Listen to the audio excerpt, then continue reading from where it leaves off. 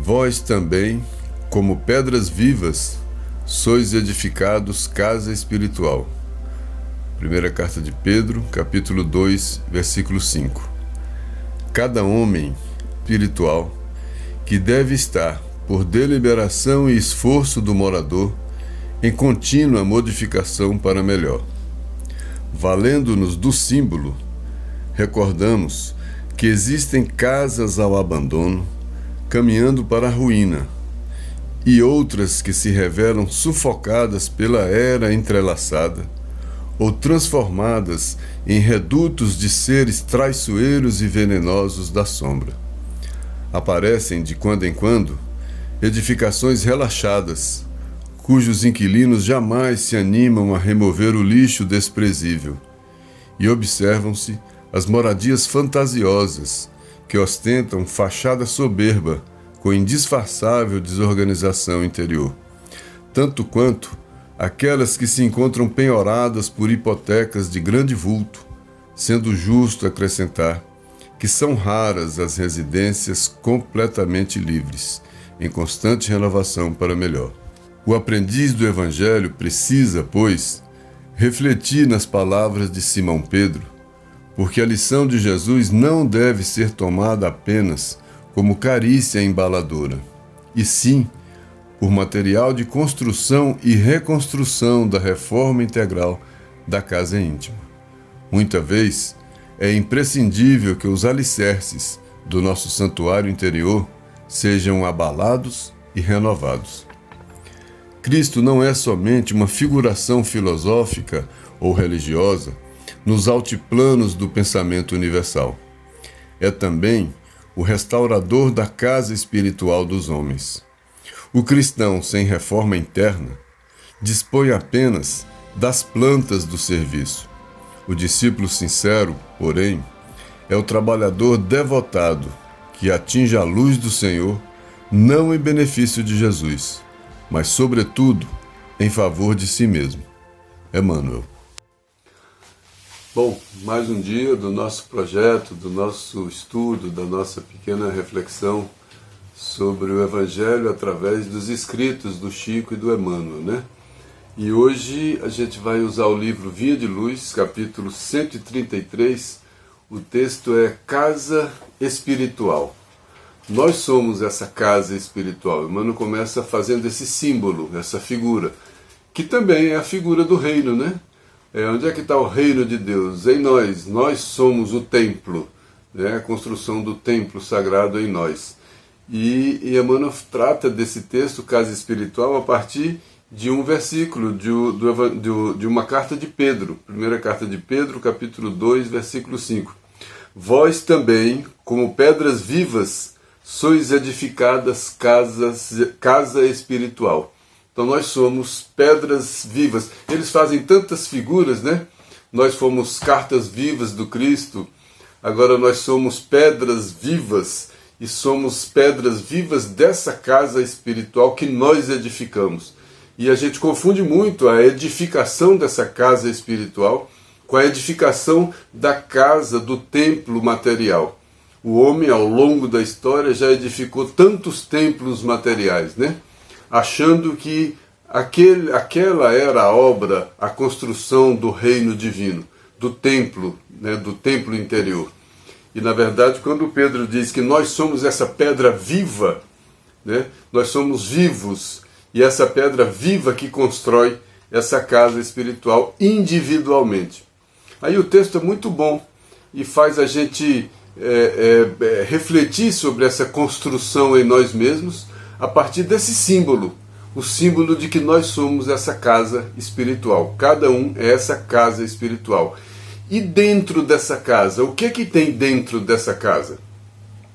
Tem muitas imperfeições dentro dessa casa. Tem muitos escuros dentro dessa casa. Tem muita coisa abandonada dentro dessa casa. Tem muita coisa mal cuidada dentro dessa casa. Essa casa vai sendo empurrada, construída de qualquer forma. Mas essa casa tem um projeto. E o projeto, nós participamos da elaboração desse projeto. Nós reencarnamos com um grande projeto de construção. Nós temos a construção plena, mas temos a construção parcial, que aos poucos a gente vai reencarnando como se fosse tarefas, como se fosse faixas de conclusão desse projeto. Nós temos que concluir esse grande projeto e aos poucos a gente vai reencarnando e com o dever, o imperativo de trabalharmos nessa construção. Só que muitas vezes a gente reencarna e esquece o trabalho da construção porque a gente vai descansar, porque a gente vai cuidar de outras coisas, das coisas que nos interessam, das coisas que nos dão prazer e por aí afora. Mas deixa o Emmanuel fazer essa figura da casa espiritual, individual. Cada um é essa casa individual. E o mais importante, o que tem dentro da casa espiritual de cada um. Tem luz, tem escuro, tem cuidado, tem abandono, que tipo de construção? E é o que o Emmanuel diz no texto. Cada homem é uma casa espiritual e deve estar, por deliberação e esforço do morador, em contínua modificação para melhor. Olha que legal, né? Cada um de nós, Emmanuel está afirmando que cada um de nós é essa casa espiritual, mas que essa casa deve estar por duas coisas: deliberação e esforço. Deliberar é decidir, é ter vontade. Então é por vontade. E esforço é trabalho. Então cada um de nós deve estar, pelo livre-arbítrio, pelo uso da vontade, pela própria decisão, trabalhando.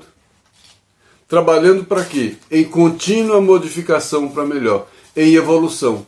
Então cada um de nós, por decisão própria, por atitude, por um ato de vontade, por uma decisão, nós devemos trabalhar permanentemente pela nossa evolução, pela nossa construção, pela nossa autoconstrução. É bonito, Emmanuel diz em poucas palavras. E aí eu peguei esses dois critérios que ele usou, deliberação e esforço, e a gente traz duas coisas do livro Pensamento e Vida. Lembrando que o livro Pensamento e Vida, no prefácio, Emmanuel diz que é uma cartilha falada do mundo espiritual, é uma cartilha falada que nós usamos junto aos companheiros em trânsito para o berço. É uma pequena cartilha do mundo espiritual, uma cartilha falada no mundo espiritual, que o mundo espiritual usa para aqueles companheiros se preparando para reencarnar. É nessa cartilha que eu tirei a vontade e o trabalho. Pequenas coisas, porque Emmanuel falou em deliberação e esforço. A deliberação eu peguei a vontade e o esforço eu peguei o trabalho. Então, na vontade, no livro Pensamento e Vida, capítulo 2, Emmanuel diz que a vontade é a gerência, é uma gerência esclarecida, porque ela tem a deliberação, né? A vontade é a nossa deliberação. Só que muitas vezes a gente não cumpre, mas a gente deliberou. Eu quero, eu vou. Agora, se a fraqueza impede a gente de fazer, se o trabalho não acompanha a vontade, aí é uma outra deficiência, né? Mas a vontade é uma gerência esclarecida que governa todos os setores da ação mental. Que coisa bonita. A vontade vem de algum lugar, mas a vontade ela vem inspirada pelo sentimento. Mas eu preciso dessa vontade porque é ela que movimenta, ela que direciona a ação mental. É a partir dessa vontade que eu começo a pensar nisso ou naquilo. Então eu consigo, pela vontade, educar o pensamento. Porque eu vou trabalhando essa vontade. Eu não vou entregando essa vontade aos prazeres. Porque é aquilo que eu mais gosto. Então essa vontade, ela é uma gerência que governa todos os setores da ação mental. É o leme do uso da nossa força. Ela direciona as nossas forças. Para o bem, para o mal, para o que eu devo, para o que eu não devo. Porque ela é o leme. Então tem uma vontade Por isso que o Emmanuel falou lá em cima que é por deliberação. Quem delibera? Quem decide? O livre-arbítrio. Cada um. Então a construção de cada um é a deliberação de cada um. É o exercício do livre-arbítrio de cada um. E no exercício do livre-arbítrio de cada um tem a vontade de cada um. Porque é essa vontade que direciona o pensamento. É essa vontade que direciona a ação. E Emmanuel continua nesse texto da vontade. Em verdade, a vontade não consegue impedir a reflexão mental por causa da conexão entre os semelhantes. A sintonia, né? Ele diz aqui que a sintonia constitui lei inderrogável. Então ninguém modifica a lei da sintonia. A vontade não modifica, ela não consegue modificar, alterar essa lei da sintonia, mas ela pode impor a disciplina. Então eu posso ter, pela sintonia, se eu tenho uma sintonia com a inferioridade, eu posso, a tendência minha, pela sintonia, é me comportar daquela maneira. E a vontade, simplesmente, não é suficiente para derrogar essa lei, mas ela é suficiente para impor a disciplina. Eu tenho até vontade de bater em você, mas eu não vou, porque eu consigo impor essa disciplina. Eu tenho até vontade de fazer determinadas coisas no trânsito, mas eu não vou, porque eu imponho essa disciplina. Eu tenho vontade de um monte de coisas imperfeitas. Eu tenho vontade de comer sem parar quando eu gosto. Eu tenho vontade de entrar no vício indefinidamente quando eu estou viciado. Mas quem controla isso? Quem começa a impor alguma coisa? Ele fala aqui o jugo da disciplina. Quem impõe o jugo da disciplina? A vontade. Então, quando é que alguém consegue vencer suas imperfeições? Quando ele tem vontade. Por isso que Jesus sempre convidava. Jesus despertava as pessoas essa vontade. Despertava nessas pessoas a vontade. Porque se as pessoas não quisessem, não tivessem a vontade, não exercessem o livre-arbítrio, não fosse por deliberação, por vontade própria, pelo exercício do livre-arbítrio e depois pelo trabalho, não adiantava. Por isso que religiosidade não é imposta, não é na marra, não é pelo medo, não é assustando as pessoas, não é impondo nada às pessoas, é despertando a vontade das pessoas. Eu preciso ter vontade de fazer melhor, eu preciso ter vontade de construir, de me construir espiritualmente, eu preciso ter vontade de fazer as coisas, eu preciso ter vontade. O chamado de Jesus, vinde a mim, é para despertar essa vontade. Aí a gente às vezes não vai e começa esse sofrimento, essas aflições e etc. E lá na frente a gente cai em si, como o filho pródigo. Aí a gente sente vontade de voltar para a casa do pai. O que deu força ao filho pródigo para levantar e voltar para a casa do pai? A vontade. Então a vontade direcionou a sua decisão. Mas a vontade sozinha não é suficiente. A vontade impõe a disciplina. Então, pela vontade eu consigo a disciplina. Por isso que ele diz, em verdade, ela não consegue impedir a reflexão mental. Eu vou refletir aquilo que eu sou. Eu vou refletir aquilo que eu tenho lá dentro. Quando se trata de conexão com os semelhantes, os meus afins. Eu reflito aquela ideia que eu compartilho com os meus. Porque a sintonia é uma lei inderrogável, mas a vontade pode impor a disciplina sobre os elementos que administra. Quais os elementos que a vontade administra? Todas as potências do corpo. A vontade administra o pensamento, administra as mãos, os pés, os olhos, os ouvidos. Boa vontade.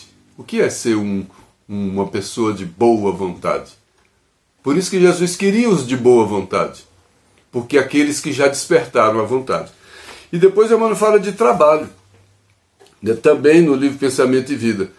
Ele diz que a lei do trabalho é roteiro da emancipação. É o beabá, é um critério, é um caminho da emancipação. Não chega a emancipação fora do trabalho. Se Jesus é o caminho, a verdade e a vida, ninguém chega fora do trabalho. porque esse caminho é trabalhoso. O conhecimento dessa verdade que liberta é trabalhoso. Então necessita do trabalho. Fugir a esse imperativo. Então o trabalho é o imperativo. Imperativo é uma coisa que é necessária. Ponto. Não está em discussão. O que está em discussão é a vontade. Que eu posso despertar ou não. Desde que eu despertei a vontade, eu preciso que a vontade tenha a disciplina, me dê a disciplina suficiente para eu ter força para o trabalho. Porque o trabalho não dá para fugir. Fugir aos impositivos é me situar à margem do caminho. Quando eu paro de trabalhar, eu paro de caminhar. Eu paro de evoluir. Eu paro de construir essa casa espiritual. Fora do trabalho, não dá para construir uma casa espiritual. Ninguém se constrói como casa espiritual no ócio.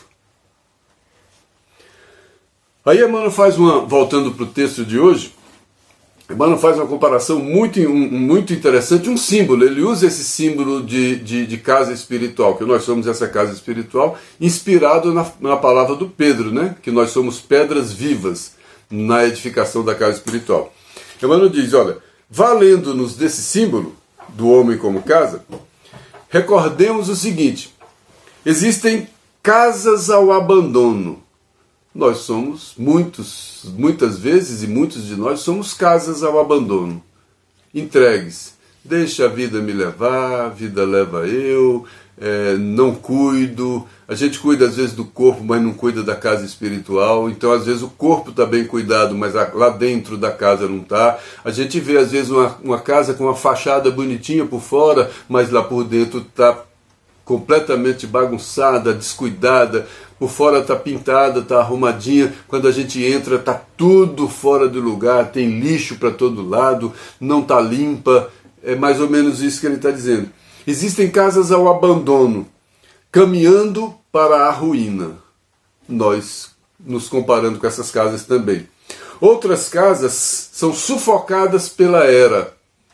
Essa casa que as plantas começam a tomar conta, que as plantas começam, ninguém cuida, né? E essas coisas vão nascendo, vão brotando, essas eras vão brotando e vão tomando conta da casa. Aí às vezes a gente olha, já tem mato saindo de dentro do telhado da casa, de tanto abandono. Sufocadas pela era, entrelaçado, ou então também tem casas transformadas em redutos de seres traiçoeiros e venenosos da sombra. Muitas dessas casas abandonadas, o que a gente vê? Cobras, ratos, escorpiões e etc. E as cobras, os ratos, os escorpiões espirituais que moram nessas casas ao abandono. Então ele citou 3 tipos de casa espiritual aqui, que umas estão, né, no completo abandono, outras já estão sufocadas pelas imperfeições que brotam lá dentro. Alguma coisa plantada ali dentro e que alguma semente imprópria cai ali e a gente não cuida, e o joio, né? O joio vai nascendo e a gente não cuida, e vira essa era que entrelaça nas paredes, nos tetos e toma conta da casa, e depois ela vai sendo ocupada. E ela vai sendo ocupada por esses animais traiçoeiros e venenosos da sombra, porque não tem luz, a casa não tem luz.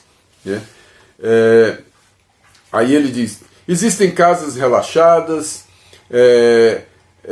casas que são moradias fantasiosas, casas que encontram-se penhoradas por hipotecas, e são raras as residências completamente livres. Casas relaxadas, vai de qualquer jeito, né? Os inquilinos não procuram nem remover o lixo, são casas relaxadas, são moradias fantasiosas de pessoas iludidas das ilusões da matéria, das ilusões das coisas, das ilusões, né, do orgulho, da vaidade, do egoísmo, casas penhoradas por hipotecas que eu vendi a casa porque para os prazeres, né? Quais as coisas que me venceram e que eu hipotequei, eu sou uma hipoteca a essas coisas, né? Porque são raras as casas livres. Então ser livre é o quê? É vencer todas essas imperfeições. Então ser uma casa livre é muito difícil, né? Tem um livro do Chico, a Alvorada do Reino, que no prefácio fala alguma coisa nessa linha. Ele diz, colocando práticas religiosas saudáveis, não é bom observar o que é prática religiosa saudável e respeitável. É aquela que é usada como instrumento de libertação de imperfeições. Então a casa, ela não é em si, ela é um meio, ela não é um fim, ela é um meio. E muitas casas religiosas pretendem ser um fim, mas elas não são um fim. Elas são e serão sempre um meio, um bom meio, um belo meio de exercício da construção dessa casa espiritual. Quando essa prática religiosa é respeitável, etc. Ele diz que essas práticas respeitáveis representam um valioso trabalho, ajudam a orientar nesse trabalho, né? Para que venhamos desentranhá-lo da sombra. Desentranhá-lo quem? Desentranhar o reino de Deus, desentranhar nós mesmos, para que a gente possa modificar essa casa relaxada, essa casa fantasiosa, essa casa cheia de era, né? Então essa religiosidade, essa prática respeitosa, respeitável, racional, né, libertadora de uma prática religiosa, ela é um instrumento, ela é um meio para conservação e construção dessa casa. Mas ele diz que a casa, na verdade, essa prática religiosa é um instrumento para fazer o quê? Para tirar essas sombras da casa. Quais as sombras? Vaidade, orgulho, crueldade, ódio, indiferença, egoísmo, indisciplina, inconformação. São todas sombras que moram dentro dessa casa. Escuros que habitam essa casa. Então, a prática religiosa respeitável é um instrumento para a libertação disso. Agora, se essa casa religiosa não estiver resolvendo as questões do orgulho, da vaidade, da crueldade, da indiferença, do egoísmo, da indisciplina e etc., tem um problema aí. Ou na prática da casa ou na minha prática. Ou nas duas. Né? Mas o resultado, o fim, não está acontecendo. Eu sou cristão. Qual a finalidade de eu ser cristão? Dizer que sou cristão? Não, a finalidade de eu ser cristão é que o fato de eu ser cristão altere alguma coisa na minha vida. Faça que eu entre nessa construção da casa espiritual. A decisão de ser cristão é aquela deliberação lá em cima. Sou seguidor de Jesus. Né? Então eu tenho que ter o trabalho, o esforço. É a deliberação e o esforço. O Emmanuel continua nesse texto. A lição de Jesus não deve ser tomada apenas como carícia embaladora. A lição de Jesus não é blá blá blá. A lição de Jesus não é só para ficar repetindo, falando. Né? Ela não é só para me embalar, ela não é só para me distrair. Né? Ela não deve ser tomada apenas como carícia embaladora. E sim, por material de construção e reconstrução da reforma integral da casa íntima. Então, esses ensinamentos de Jesus, esses elementos, essas palavras do Evangelho, esses textos que a gente estuda do Emmanuel, são materiais de construção dessa casa espiritual. São informações de construção dessa casa espiritual. São instrumentos, são meios, como ele diz aqui, são meios respeitáveis, religiosos respeitáveis, porque é uma fé raciocinada. E a partir dessa fé raciocinada eu tenho esse meio respeitável como elemento, como instrumento de material de construção e reconstrução da reforma integral da casa íntima. Muitas vezes ele diz aqui que é preciso que o alicerce da casa seja balançado para a pessoa acordar e ver que a casa precisa de reforma. Quantas vezes a gente esquece da casa e vai vivendo dissolutamente como filho pródigo, e lá na frente, quando a gente vê que a casa está caindo, a gente fala, opa! Algumas vezes a gente espera até a casa cair. E aí é mais complicado ainda. Mas é porque a gente não consegue conservar essa casa e viver em construção permanente. No livro Pão Nosso tem um texto que fala de estações necessárias. São estações, são caminhos necessários para a construção dessa casa espiritual. Emmanuel diz, olha, aí ele usa os cristãos, né? Ele fala de católico, de protestante e de espírita. Ele fala do uso impróprio dessas práticas religiosas. Ele coloca que como essas práticas podem não ser eficazes, respeitáveis, quando não bem executadas, quando não executadas de maneira racional e etc. Ele diz, olha, a maioria dos católicos romanos pretende a isenção das dificuldades com as cerimônias exteriores. Muitos católicos pretendem resolver os problemas rezando, pedindo, fazendo promessa e etc., com as cerimônias exteriores. Muitos protestantes acreditam na identificação com Deus, na plena identificação com Deus, apenas cantando alguns hinos, com a enunciação de hinos.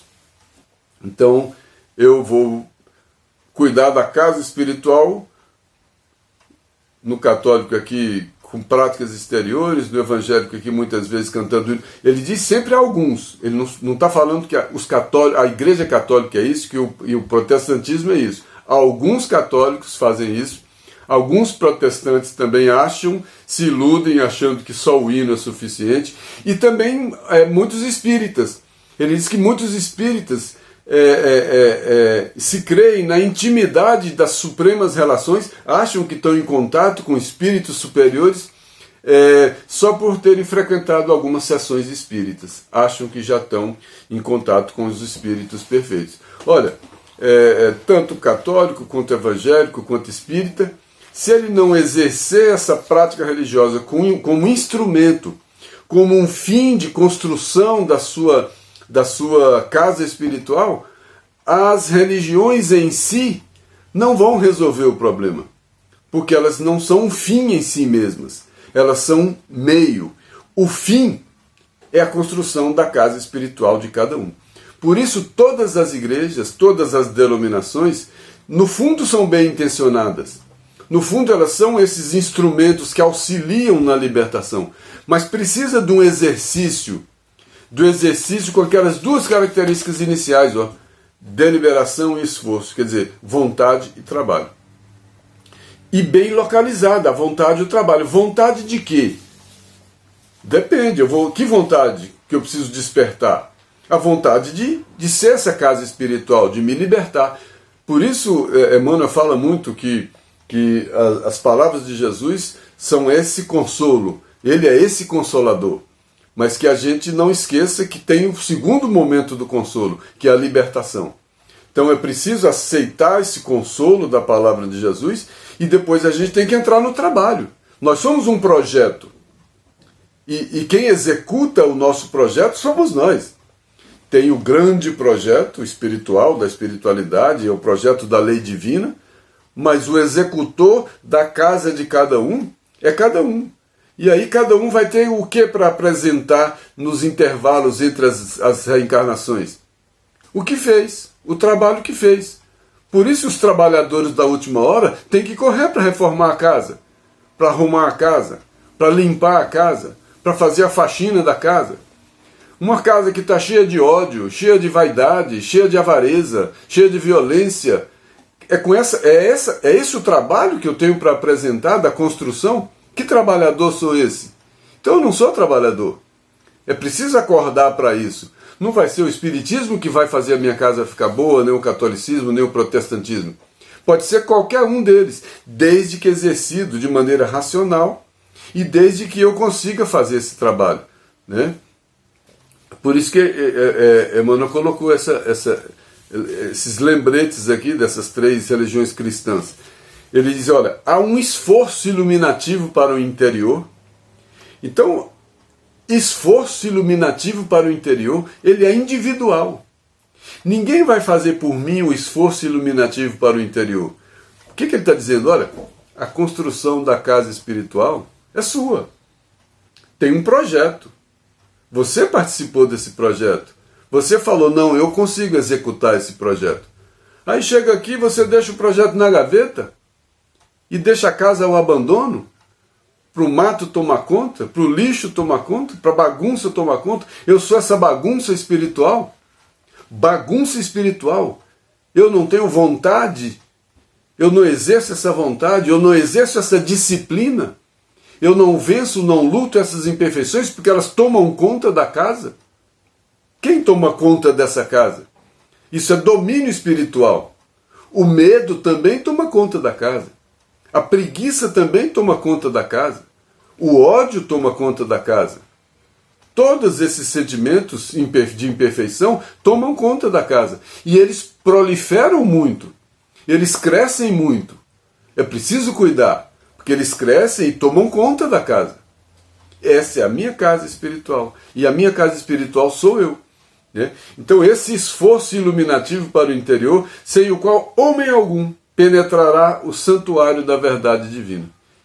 Ninguém vai ter o que apresentar de construção. O que você fez com seus talentos? Enterrei. Porque eu não usei os meus talentos na construção da casa, na manutenção da casa, na reforma da casa. Quando a gente vai reencarnando, a gente está construindo e reformando, né? Porque a gente está construindo coisas novas e está reformando coisas erradas que a gente já fez. Então a gente não está só na construção, a gente está construindo e tem muita coisa que a gente está reformando porque a gente já construiu errado. Já fizemos muitas paredes que não precisavam, já fizemos muitas coisas que não precisavam. Então a gente faz as duas coisas ao mesmo tempo. A gente vai construindo coisas novas e reformando algumas construções que fizemos sem atenção, sem medir direito, sem pensar direito. Então esse esforço iluminativo é o esforço da construção da casa espiritual, de iluminar por dentro. Aí o Emmanuel diz, o Cristo não é só uma figuração filosófica e religiosa, né? Ele é também o restaurador da casa espiritual dos homens. Enxergar o Cristo como restaurador da casa espiritual do homem, o que é o Cristo que restaura a casa espiritual do homem? O que liberta. O que liberta. Porque eu sou escravo de uma casa imperfeita. Eu sou escravo de uma casa de vícios, de jogos, sabe? Daquela casa toda imperfeita. De ódios, de escuros. E ele, ouvindo esse chamado, manifestando deliberação, porque é o livre-arbítrio, e esforço, eu posso reformar essa casa. Eu devo reformar essa casa. Eu necessito reformar essa casa. E ninguém vai reformar essa casa por mim. Eu tenho que admitir que esse trabalho é meu. Eu não posso passar esse trabalho para ninguém. Eu preciso acordar para isso. Todos nós. Então não dá para ficar mais entendendo Jesus como uma questão filosófica ou religiosa. Ele é um caminho. Ele é um caminho o quê? Um caminho de restauração da casa espiritual dos homens. Aí é salvação. Aí é libertação. Não é a salvação puramente religiosa, filosófica, não. É uma salvação que usa os braços do homem, que usa os pés do homem. O Paulo escreveu isso. E o Deus de paz esmagará em breve a Satanás debaixo dos vossos pés. O que Paulo disse? E o Deus de paz vai despertar em você, porque é debaixo de vossos pés, a vitória sobre as imperfeições. Você vai conseguir reformar sua casa espiritual. Paulo estava estimulando os romanos com essa frase, né? E aí o Emmanuel faz uma pergunta no outro texto, no livro Pão Nosso, capítulo 130. Onde estão esses construtores das casas espirituais? Onde estão essas pessoas que receberam esses talentos? Onde estão os trabalhadores das casas espirituais? Ele faz essa pergunta. Quando Jesus falou, vinde a mim, ele esperava que as almas inquietas e tristes o procurassem para a aquisição do ensinamento divino. Ouvir esse chamado de Jesus, o vinde a mim, era para isso.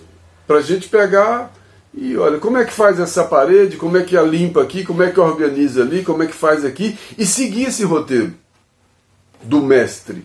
Por isso mestre, né? Para aquisição de ensinamentos, mas nem todos os aflitos pretendem renunciar ao objeto de suas desesperações, e nem os tristes querem fugir à sombra para o encontro com a luz. Porque a gente está acostumado na casa velha. Não arruma a minha cama não, que eu estou acostumado assim. É tão gostoso chegar e ela já está lá com aquele fundinho sujinho, tá? Não precisa trocar a roupa de cama não. Não tira esse lixo não, já estou acostumado com ele, eu chego, não mexe na casa não. O escurinho é assim mesmo. Eu estou acostumado com esse mofo. Eu vivo nesse mofo, eu chego, a casa está cheirando mofo, está cheirando mal, mas não mexe não. Limpar isso, organizar isso vai dar muito trabalho. A nossa casa espiritual dá trabalho. A manutenção da nossa casa espiritual dá trabalho. A nossa faxina espiritual diária, semanal, permanente, dá trabalho. Dá trabalho. Manter a nossa casa limpa dá trabalho. Porque o nosso pensamento não é perfeito, a nossa janela está aberta. Entra poeira, entra inseto, entra tudo nessa casa. Que a gente não consegue, né? E a casa está escura, a casa está mal cuidada, né? E quando Jesus convida, vinde a mim, era para isso, para a gente encher essa casa de luz, para a gente dar uma reformada nessa casa, para a gente manter essa casa, porque não adianta eu num rompante falar, me converti, e depois no dia seguinte eu não consigo manter um padrão mínimo de pensamento, de sentimento. Então não adianta, eu não vou manter a casa limpa, não vou manter a luz da casa, não vou manter a casa, né? Então não é questão de ir ali um dia, ou no centro, ou na missa, ou no culto, não é isso, é questão diária, é uma questão de vida, de transformação, de manter essa casa limpa, né? Aí ele ainda faz essa pergunta, onde estão os aflitos da terra, que pretendem trocar o cativeiro das próprias paixões pelo jugo suave do Cristo? Tem casa que parece um presídio, sinistra, escura, pesada, com energia complicada. O lixo espiritual está acumulado. O que a gente faz? O evangelho no lar é um bom instrumento de faxina nas casas. A fé raciocinada é um bom instrumento de restauração, de reforma das casas, né? E a gente tem que cuidar, porque a nossa casa espiritual se reflete, cria uma psicosfera na nossa casa concreta. Tem 5 pessoas que habitam uma determinada casa, são 5 casas espirituais dentro de uma casa material. E essas 5 pessoas, 5 casas espirituais habitando essa casa material, elas criam essas afinidades ali dentro. Bom, e aí, no último parágrafo do texto, o Emmanuel diz, o cristão sem reforma interna dispõe apenas das plantas do serviço. O cristão que não faz a reforma interna, que não delibera por si próprio, que não decide e que não faz o esforço de construção, ele fica com a planta na mão, com o projeto na mão. O projeto reencarnatório fica na mão, mas ele não executa.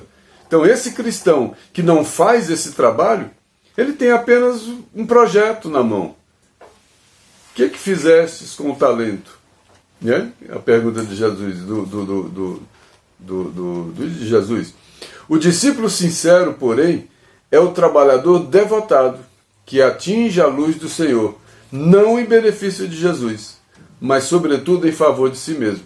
Tem gente que reza para Jesus como se Jesus estivesse esperando a reza dele, precisando da reza dele. A gente tem que saber inverter o processo. Quem está precisando aqui desse contato somos nós. Nós precisamos dessa inspiração, dessa intuição, para a gente executar. Aí a gente vai ser inspirado para a gente fazer o trabalho. A gente vai receber ideias do que fazer, de como fazer, para a gente despertar e fazer. Desperta, ó tu que dormes, levanta-te dentre os mortos, que o Cristo te esclarecerá. É preciso a gente despertar dentre esses mortos do Espírito. que não cuidam, que a casa espiritual está em abandono. É preciso despertar. E o Cristo vai esclarecer. Esclarecer o quê? Vai resolver os problemas? Não. Ele vai me iluminar, me inspirar e etc. De várias formas. E aí eu peguei um trechinho do livro Boa Nova, do Chico e Humberto de Campos, para fechar esse texto. Nós que conhecemos a vontade suprema, temos que lhe servir de roteiro. Não devemos pensar no Deus que concede, mas no Pai que educa. Não no Deus que recompensa, mas no Pai que aperfeiçoa. Olha, que mudança de concepção. Não devemos pensar no Deus que concede. Meu Deus me dá isso, meu Deus me dá aquilo, Jesus me dá isso, Jesus me dá aquilo. Mas no Pai que educa. O que eu preciso? O que eu estou precisando? Por que essa circunstância é essa? Porque é essa circunstância que vai me educar. Então o que eu vou me revoltar com essa circunstância? Eu vou tentar tirar dessa circunstância a lição que eu necessito. Então não é questão de eu ficar caindo de joelhos e pedindo para Deus resolver meus problemas. Eu vou usar a circunstância como instrumento de trabalho, como instrumento de construção e reconstrução e reforma da casa espiritual. E não adianta eu ficar pedindo. Então não devemos pensar no Deus que concede, que dá de graça, mas no Pai que educa, que ensina, que educa. Não no Deus que recompensa. Eu não vou rezar para ganhar isso. Por quê? Não no Deus que recompensa, mas no Pai que aperfeiçoa, que ajuda a gente a reformar a casa. Daí se segue que a nossa batalha pela redenção tem que ser perseverante e sem trégua. Manter essa casa espiritual limpa, livre, não é uma coisa fácil. Ser livre não é uma coisa fácil, porque as imperfeições vivem nos assediando. É um fantasma, é um medo, é um demônio. Não é nada disso. Está tudo dentro de mim mesmo, são sintonias. É o mal que mora em mim que encontra sintonia para todo lado. E eu sou atraído por elas porque eu sou assim. Eu procuro lá fora da minha casa o que tenho dentro da minha casa. Eu convivo na minha casa com as coisas que me agradam. E aí quando eu saio da minha casa, eu procuro lá fora as coisas que tem na minha casa. Porque eu gosto disso. Então eu preciso melhorar essa casa, reformar essa casa, reconstruir essa casa. Porque aí eu com essa casa reconstruída, eu vou sintonizar lá fora, eu vou querer visitar lá fora coisas compatíveis com a casa nova. E aí eu estou me libertando dessas inferioridades, dessas imperfeições. E aí o convite é esse. Nós somos pedras vivas na edificação da nossa casa espiritual. Eu sou um tijolo vivo. Da mesma forma que um dia eu fui uma carta viva do Cristo, eu sou também um tijolo vivo da construção do templo interior. Que o reino de Deus não está lá fora, o reino de Deus está aqui dentro. Então a casa de cada um, a casa espiritual de cada um é o reino de Deus. Que Deus nos abençoe e que a gente possa cuidar cada vez melhor dessa casa espiritual. Até a próxima.